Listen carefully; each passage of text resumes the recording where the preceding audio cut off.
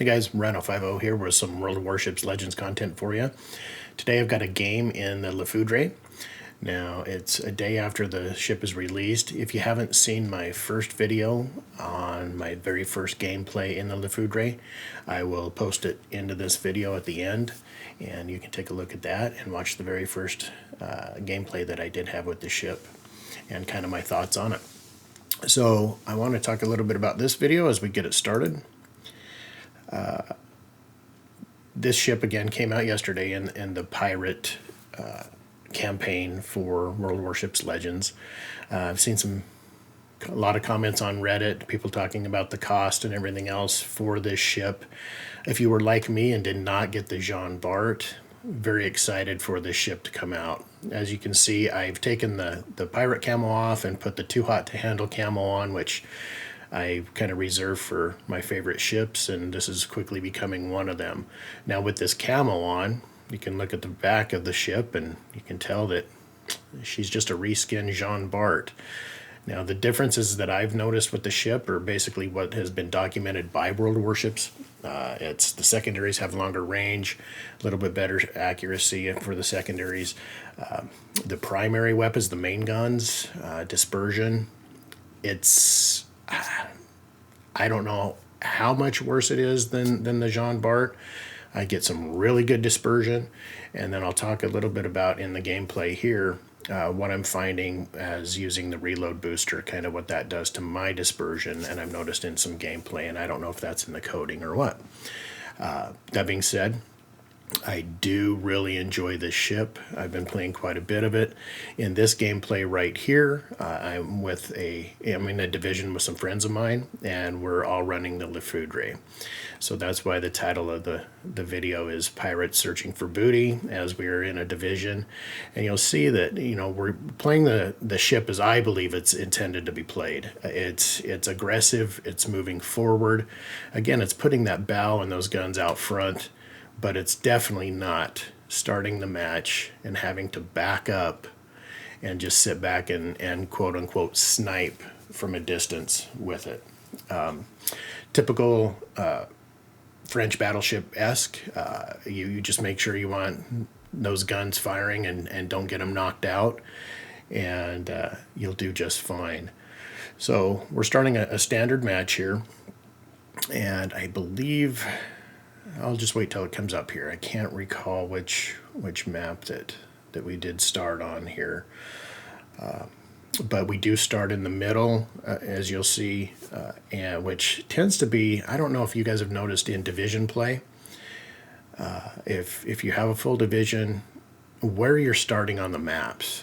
Maybe this is just me, but I'm starting to really believe that the three-player divisions that are being inserted into maps, we're on Sea of Fortune, by the way, are basically starting in the middle of the cap, usually out in the open. And so what you'll find here is, we're in the middle.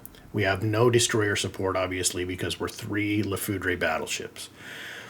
Our intent is, let's find a side with a destroyer and get over there so we can benefit hopefully from them spotting and doing the job that the destroyer is supposed to do in the match, and getting over there and using their spot and our aggressive gameplay and move forward and basically try to insert our will and push our way through the enemy defense.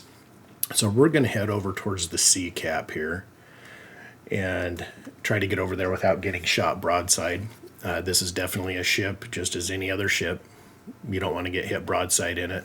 You will be punished for it. What I do find, though, is it tends to take decent hits, Jean Bart-esque. I mean, it can take a punishment, definitely from the front, other than the guns. And if anybody knows out there and has been playing the game long enough, you realize that to defeat this type of ship is you take their guns out, because usually you're getting bow tanked a lot of time from a distance, and your best bet is just to get in there, get those guns taken out, basically turn it into the largest torpedo in the sea, and hopefully take them out that way. And obviously they do light on fire very well, and they will burn. So kind of how to defeat those ships. So as we're moving across, you'll see the Richie Lou here takes a shot at us. And again, it's pretty much broadside, trying to turn out once I saw him. He did hit me for about 10,000 K, 10,000 damage there. Misses with the other, or whoever shot there missed with that salvo. So I'm going to quarter out just a little bit. I don't really want to get over there with no health, and it's not a smart gameplay just to continue running in that broadside fashion. Richie Lewis spotted back up. Try to see if I can get a shot on him. Obviously, you can see those little mountain symbols there in the crosshairs. We're not going to be able to hit him, as if you look on the map, he is nosed into that island and not able to hit him. But he's effectively not doing anything for his team at that point, so I'm not really worried about him. So we make it over to the sea cap and start nosing the bow in. Again, still moving forward. In fact, you'll see in this match, there's not a lot of time that we're not moving forward. York comes up, sailing straight ahead. I fire a shot at him. As you notice that dispersion, not great, not bad. We end up hitting for, about, 16,400 damage just in that one salvo. And a good reload on the Le Foudre, about a 20-second reload, somewhere in there, 22 seconds.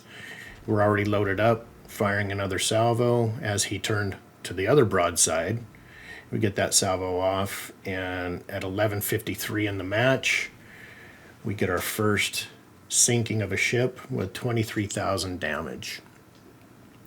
So just early on, moving straight ahead, still moving forward, and trying to secure that sea cap. Mogami decides he's going to poke out sideways a little bit here, get his nose out there. Well, he gets his nose out there just enough where he's going to catch a citadel and go down, as he was probably having a bad day right there. So we're up to 40,000 damage, and again, we're just 4 minutes into the match. Still pushing straight ahead into sea cap. Tashkent's firing torpedoes and trying to stay in his smoke, stay undetected. We're going to push through and push that Tashkent either aggress us or get out of that cap and get out of the way. So as we're moving forward into the smoke, we're going to start making a right-hand turn as to go in between the islands, excuse me, and head towards the B cap now that C is secured. What this will allow us to do is now to actively engage whatever ship is in B, which, looking right there, it's a battleship, probably the Richie Lou that took a shot at us early. Catch a Bismarck broadside. Wish I hadn't fired that right away, because the second I fire, the Tashkent comes up and is spotted. But quickly lock on my secondaries on him, which we have a 7-kilometer range now on our secondaries with this ship, and hit my secondary reload booster.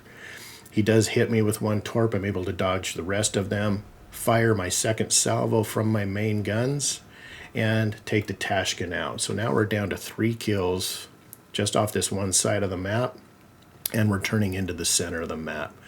Now, one of my division mates here behind me, he's going to continue to go straight and help the other battleship and cruiser try to engage those other 2 battleships, the Bismarck and whatever, I think it was the Duke of York over there. While Omega and I here take our Le Foudres, bow tank straight in, and now we have the baguette battle. We have Richie Lou and 2 Le Foudres bow tanking, moving straight ahead. Right here, we're thinking, well, he's probably just going to ram Omega and take him out, try to get as much damage as he possibly can. He does not actively decide to turn in. I turn towards him thinking he's going to ram me, and then I turn out immediately, so he can't hit that ram. As you'll see, we basically need some Vaseline for the sides of our ships as we brush the sides. Now, I have a choice here. I can turn broadside to a Richelieu if he turns back into me, which is not smart, or take advantage of the the secondaries on this ship, which are supposed to be the buff now, and let them go to work. So I am letting the secondaries do their job as the Duke of York is selling broadside. Probably not too smart staying broadside to the Duke of York. However, it's a British battleship. More than likely he's going to be shooting HE to get me on fire. And I want to keep my stern towards the Richelieu, which is the bigger danger with AP and dev striking. So, or even citadeling. So I take a shot with AP on the Duke of York, still just allowing my secondaries to work on that Richelieu behind me. If you've noticed, we've started 3 fires on that Richelieu with our secondaries activated. And granted, all 47 hits aren't on just him, but they are still going to work on that ship and did some damage to him. Again, you see them firing on him while I'm still actively engaging the Duke of York, who, as I said earlier, was shooting HE at me. Duke of York goes dark as I'm firing. Still going to take that shot as long as it's soon enough, from him going dark. I might still get some rounds on that. Wondering why the Richelieu isn't dead. So we look back, find out that, well, he's close enough, and he goes down to torpedo kill from our cruiser, I believe. So now, just the Duke of York out here does finally, get me on fire here. Very soon to being sunk himself. I'm going to let 1 fire burn. I'm not going to worry about putting that out. I am gaining, when my health gets low enough, will to rebuild from Omega, who, again, we're moving together. Now we're moving back forward as I'm not nosing into an island here.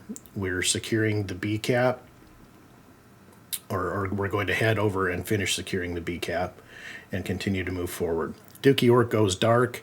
Figure, well, he's not going to fire again for a while. I keep my guns over there. He's not going to fire. He's just on a thin portion of health. He's probably trying to get his repair party up so he can get some health back in that British battleship. So we won't see him for a minute. Move forward, catch another French battleship in the battle here, and start engaging the Strasbourg, who is fighting near the A cap against our battleship as well. Looking back for the Duke of York, still nothing. Again, I totally believe, and you'll see as he does show up later in this match, that he was just not firing, trying to get his repair party up so he could regain some health back, which is a decent play. For him, however, his team needs some assistance because we take another shot at the Strasbourg, trying to get him before he gets our battleship sunk, and fire, take him out for our 4th sink of the match. Now we know we have a Richelieu left that has been firing a few salvos over at us that's on the other side of the A cap, and the Duke of York that went dark a few minutes ago. So I want my guns over to the left side of my ship, and also favor forward, just to basically be ready for the Richelieu when it does show back up. Duke of York shows back up. He's got a little bit of health back, of course, so he did use his repair party. And fire a salvo out at him. Right here, I think, okay, he's probably going to go down no matter what. He's got my salvo, he's got Omega salvo, and whoever's firing him at him with the cruiser behind us.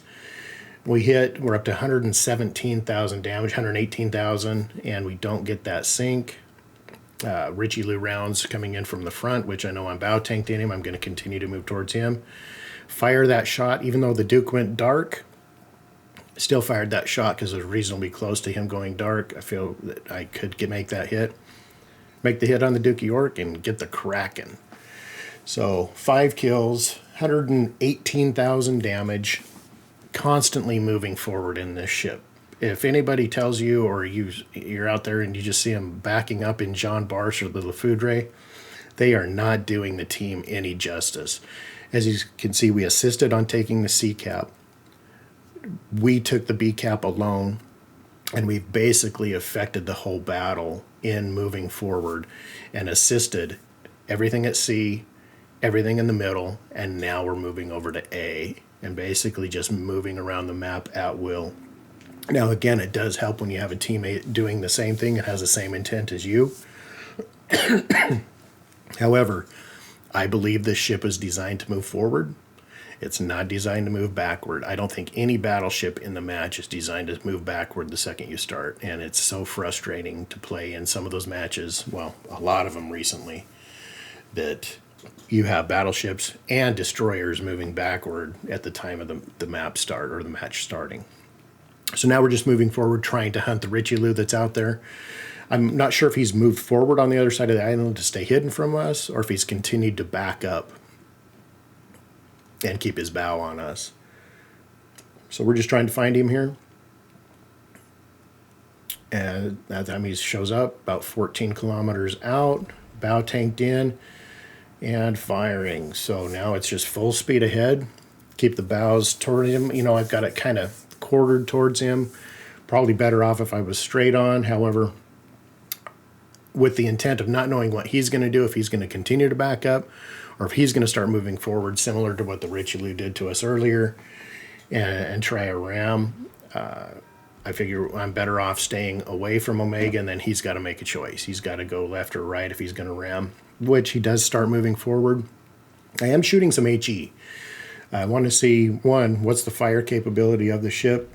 You notice I had 3 fires. Those were all done with secondaries. So I'm trying to see, can I get another fire with my main guns while we're moving forward? Right there, I get the high caliber for the match. And I'm shooting HE. We have 123,000 damage. I'm rolling up on 7 kilometers out. So you saw my wheel come up there. I'm locking on secondaries. It's a habit of mine now that I will lock on secondaries on any ship that I'm wanting to actively engage in. If he's the only ship left on the map, I still will lock that in, hit my secondary booster, and get those firing. Now, I did not start a fire with my main gun HE on, I think, 3 salvos there. Now we have AP loaded. I'm thinking he's going to go straight ahead. Right when I get my AP loaded, he turns into me. Still going to take the shot, not going to waste that. We get a hit. We're up to 128,000 damage. And he turns in. We're probably going to get the kill here. However, he gets the ram on Omega. Gets his damage at the end. But we go ahead and win that match. And you'll see, we had over, 120, almost 130,000 damage. I have to look here as this comes up. We had the Kraken, 128,000, 130,000 damage. The Kraken, 2,547 base XP, and the squad, or the division myself, we take 7 of the 9 ships out, moving forward in the Foudre. I can't emphasize enough how much I believe that this ship, again, is designed, not necessarily to brawl, but it's designed to move forward and control the map, not designed to sit back. So again, I hope you enjoyed that video, and I will definitely get some World of Warships Legends content out to you and more of that as well. And I hope you guys have a great day, and we'll see you out there on the seas.